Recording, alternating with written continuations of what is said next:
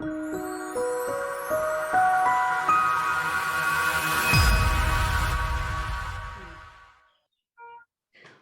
¿qué tal? Bienvenidas a esta entrevista de Plenilunia, que es una versión corta de las que normalmente hacemos, pero traemos un tema de verdad de mucho interés para las mujeres en particular, relacionada con la interrupción legal del embarazo. Nos acompaña en esta ocasión Paula Rita Rivera Núñez. Ella es directora de Telefem. Ahorita nos va a explicar el concepto. Y ella es licenciada en obstetricia y puericultura por la Universidad de Chile. Allá ejerció como matrona, que es una profesión allá, igual que en México, que ya es reconocida también, pero luego no tenemos toda la información. Y bueno, Rita, gracias por estar, por la invitación, gracias por la entrevista.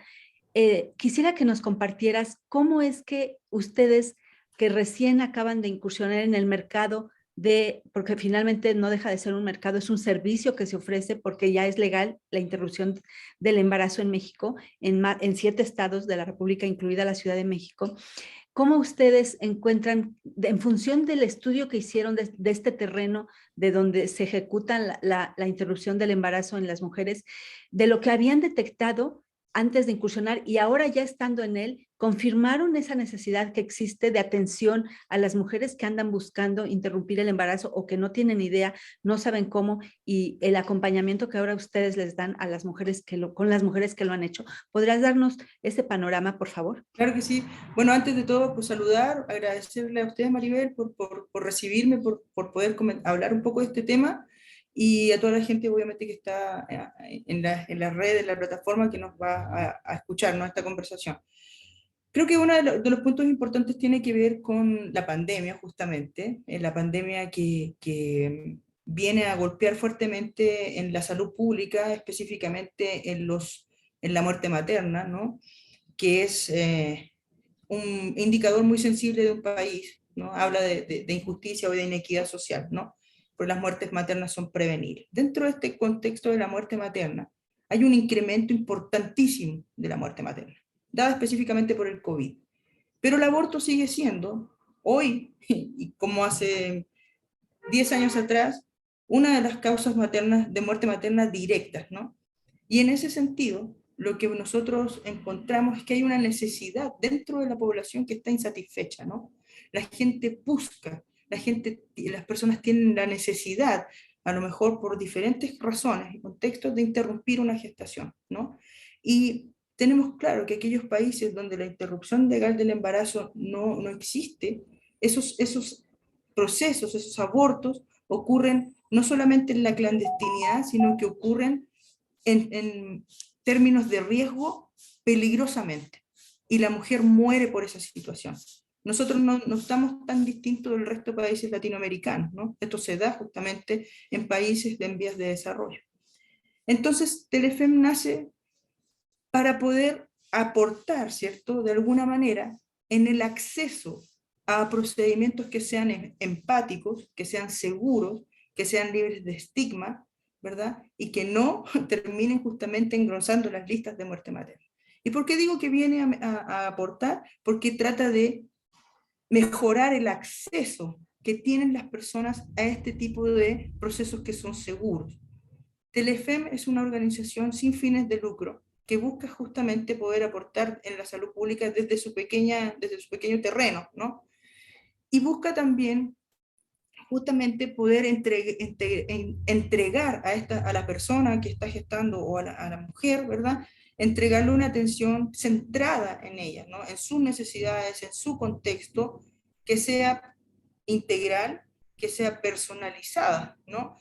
Y que incluya no solamente un envío de un medicamento con un proceso médico, ¿no?, sino que haya una integralidad en la atención, donde se puedan no solamente aclarar dudas, mitos, sino entregar información a través de un proceso tan relevante e importante como es la consejería, ¿no?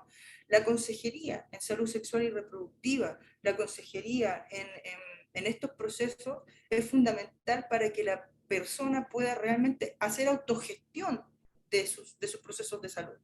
La Organización Mundial de la Salud justamente sustenta, y los lineamientos mexicanos también, que la telemedicina es una opción, y la pandemia abrió esa puerta, ¿no? en un campo donde no existía la telemedicina desde el abordaje de la parte privada, digamos, o de las organizaciones. Y entonces, perdón por el ruido, pero desde esa perspectiva era un terreno que estaba ahí, donde no había presencia. ¿Y por qué no explotarlo en virtud de ayudar, de colaborar con las personas y la situación de salud pública de nuestro país? ¿No? Y entonces la gran diferencia de Telefem es que nace en virtud de la integralidad y poniendo o centrando a la persona en el medio, en el foco de la atención. Y para eso construye un equipo de profesionales, ¿verdad?, que tienen una responsabilidad médico-legal, es decir, que no pueden abandonar al paciente o no pueden abandonar al usuario a su suerte, digamos, ¿no? Sino que tiene que haber una planeación en conjunto para que ese proceso se lleve a cabo en el lugar que la persona ha elegido, ¿verdad? Y de manera segura, ¿no? Entonces, este grupo de profesionales tiene un primer paso, un primer contacto que está dado por la consejería, y ahí encontramos profesionales de todo tipo, ¿no?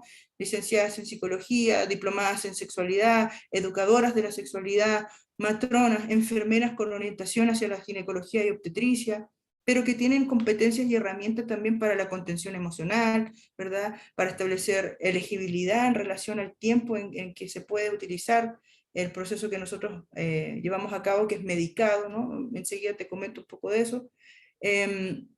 Y posteriormente, una vez que se recibe ese primer contacto, se establece esta consejería, se aclaran dudas, mitos, se entrega la información, se establece cuáles son los procesos, se pasa, ¿verdad?, si la persona así lo quiere, ¿verdad?, a una consulta médica. Y en esa consulta médica puede que se pidan algunos exámenes complementarios, como no, pero se hace todo un historial clínico, se hace la entrega de un documento fundamental que es el consentimiento informado, ¿no? ¿Y qué importancia tiene? Justamente en que en tanto del profesional como de la persona que está firmándolo, ¿no? Pero hay claridad de lo que puede ocurrir, de cómo se lleva a cabo el proceso, ¿verdad? Y cuáles son esas situaciones de complicación que pueden pasar, ¿no? Una vez establecido ese consentimiento informado, hay un medio de pago, evidentemente también por la consulta, pero también es por el envío, también es por la consejería y El envío del medicamento. también por el medicamento, ¿no? Entonces, una vez que se hace ese pago, ¿verdad? Se establece toda la logística con la persona para poder hacer llegar el medicamento a la ubicación que Permíteme ya hay. interrumpirte aquí, Rita, en Claro, el sentido de que nos expliques por qué con el medicamento, porque hasta ahorita, digo, mucha gente no tiene quizá la claridad de lo que implica la interrupción del embarazo y no necesariamente es un legrado. exactamente. En este caso, ustedes envían medicamento para que la mujer interrumpa el embarazo con Ajá. medicamento. ¿Nos puedes decir Exactamente. sobre eso? La Organización Mundial de la Salud habla fundamentalmente de que existe un estándar de oro para la evacuación uterina de primer trimestre. Recordemos que la interrupción legal y voluntaria del embarazo llega hasta la semana 12, ¿no? Entonces eso es primer trimestre. Para esa evacuación del útero se recomienda primero tres cosas importantes, ¿no? Que haya un personal de salud capacitado, que haya los medicamentos o la herramienta o el método propicio de acuerdo a la edad de gestación, y que sea evidentemente en condiciones de seguridad dado el tiempo de gestación de las personas, ¿no? Eh, Teniendo claro esos tres elementos, el primer la primera opción es el manejo medicado, es decir, que hay ingesta de comprimidos, en este caso, que son correspondientes a un esquema combinado, es decir, que se usan dos medicamentos. ¿Puede existir un uso de esquema único? Sí, pero la efectividad de ese esquema único es mucho menor que la efectividad del método combinado, ¿no? El método combinado tiene un alcance de un 98% de efectividad, eso también es importante, versus el que es de esquema único que puede llegar hasta un 95%, ¿no? Este esquema combinado utiliza, como le comenté, dos medicamentos. El primer medicamento permite desprender, ¿verdad?, el saco gestacional o el producto, y el segundo medicamento permite expulsar el contenido, ¿no?, del útero. Entonces, es el golden standard, ¿no? El gold standard o el estándar de oro de la evacuación del útero por situación de aborto. Y pues bueno, el uso de medicamentos entonces que asegura este 98% tiene prácticamente muy pocas complicaciones, pueden llegar a ser complicaciones del orden de 0 a 3 pacientes por cada 1000, en este momento al menos de lo que nosotros hemos podido acompañar y ayudar y realizar el proceso, pues no hemos tenido ninguna complicación. Las complicaciones son extremadamente raras. ¿Qué puede pasar si que no funcione? En ese caso, además, dentro del envío no solamente pues va una dosis de refuerzo si es que así fuera necesario, ¿no? Como dije, hay un envío que va muy bien detallado de medicamentos, ¿no? Cada uno en su blister, con fecha de caducidad, o sea que no hay una situación de mercado negro, digamos, o sea, que se consiga que vayan los medicamentos sin el blister, sin empaque, que no se sepa qué es qué, o sea, no. Todo va muy bien normado y además está comprometida la receta médica también, o sea, eso también es importante. Es un proceso médico, ¿verdad? Pero que habla de una integralidad de la atención cuando se combina con toda la otra parte humana. De acuerdo. Es muy interesante que el concepto sea de telemedicina, o sea, que el servicio sea a través de la tecnología, la telemedicina, porque es con una llamada o con una videollamada que les hacen. Entiendo que ustedes primero los detectan o los buscan en internet, en Facebook o en la web, y una vez que ya los contactan, entonces se hace la primera llamada, entendería yo, y ahí empieza la consejería o Exactamente. la asesoría. El contacto fundamentalmente es a través de todas las redes sociales que usted mencionó, ¿no? Incluso Instagram, Facebook, nuestra página web que es telefen.org, ¿no? El primer contacto siempre es a través del WhatsApp, ¿no? Y luego tenemos también la posibilidad de hacer la llamada, pero esto es muy también respetando lo que la persona quiera. Recordemos que todo esto de repente ocurre en términos de una privacidad muy eh, la gente es muy celosa de su privacidad y eso es súper respetable y tenemos que estar muy claros que eso puede hacer. Por lo tanto, si la persona desea continuar la atención solo por vía WhatsApp, es así el medio que usamos. Si desea una videollamada, eso es lo que hacemos. Si desea una llamada telefónica, también, ¿no?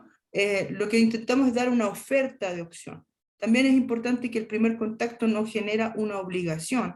Aquí nadie está invitando a la gente o tomándola para obligarla, ¿verdad?, Convencerla. al aborto, ¿no? Todo lo contrario, hay una opción, tanto que puede ser continuar con el embarazo, como, por ejemplo, dar ese bebé en adopción, o hacer la interrupción, ¿no? O sea, esas ofertas o esas posibilidades las personas las tienen que tener claras, porque en este proceso fundamentalmente a veces las dudas llegan hasta el final. Ah, bueno, seguro, es alguna decisión muy difícil, Es muy y difícil. muy emocional y muy privada, muy íntima de una mujer o de una pareja en dado caso.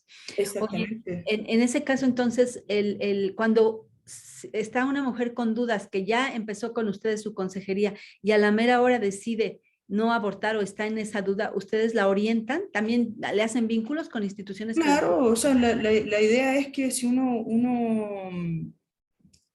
la idea es que sean profesionales también con esta orientación de pesquisa, de vigilancia, de ponernos, ¿no?